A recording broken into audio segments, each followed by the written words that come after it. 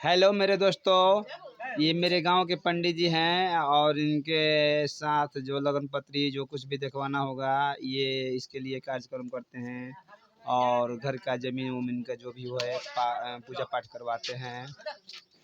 ऐसे भी बाबा जो हैं बहुत मतलब अच्छे आदमी हैं।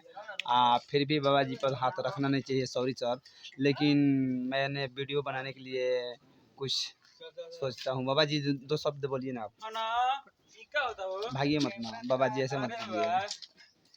तो बाबा जी मेरे शादी करवाइएगा ना? हाँ, करवा देंगे। डबल माला पहनाना होगा। डबल माल ले लो तुम। नहीं, डबल माल नहीं, डबल माला पहनाना है, कॉमेडी में पहनाना है। हाँ, ऐसे रियल में नहीं। रियल में तो मेरा ब्याह हो चुका है। डबल माल सुनिए, ऐसा गलत बात नहीं बोल रहा हूँ। जिसमें मेरा ब्याह तो आप ही कराए हैं। पीछे कौन था? लाइन मार दो, देख पीछे से। ए बराबर मत करो।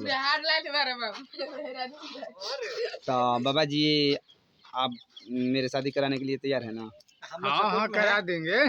ठीक हम लोग सपोर्ट में है।